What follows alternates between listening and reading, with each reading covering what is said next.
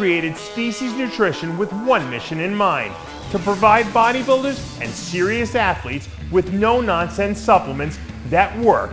I put my name and reputation on every bottle of Species Nutrition products. If you want to be your absolute best, join the evolution.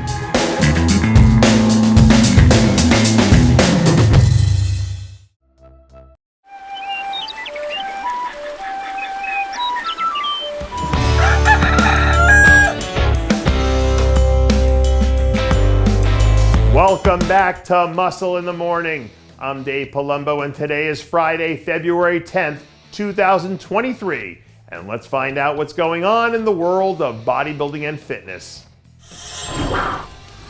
This week I heard Neil deGrasse Tyson on a podcast talking about something called the slingshot effect, which is a term that physicists use to describe the way that gravity can accelerate the orbit of a planet while it's still in orbit. And if there was ever such a thing as a slingshot effect in bodybuilding, what we're seeing from Derek Lunsford right now would be Exhibit A. Because the way he's hit the accelerator since he switched to the open class is unlike anything that we've seen in recent memory. Even now, a few months removed from his last contest prep, the level of conditioning that he's walking around with is almost hard to wrap your head around. Not to mention the fact that he already looks like a supersized version of what he was back in December. All things considered, he might actually be the biggest freak in bodybuilding right now.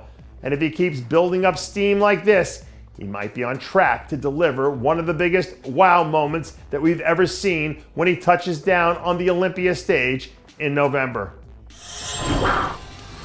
Now, I don't think we have anyone in classic physique who falls into the slingshot effect territory, but at the moment, Robert Timms looked like he's about to hit the contest schedule like he was shot out of a cannon, which means that there are some folk out there who might need to start bracing for impact.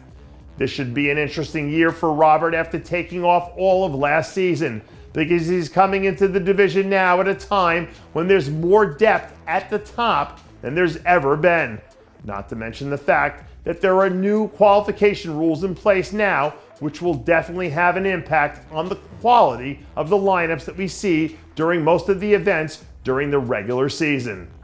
But if the look we're seeing in the gym carries over to what he brings on stage, he's going to give people nightmares once he finally gets going.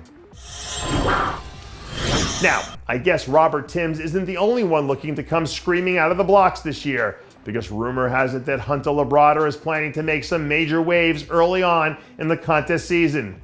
Even though he placed in the top 7 at last year's Olympia, when you consider the fact that he was in the top 4 in 21, for someone with Hunter's track record, there was definitely a little bit of dissatisfaction with the way things turned out, which is a big part of the reason why he's made so many changes to his program heading into the new year.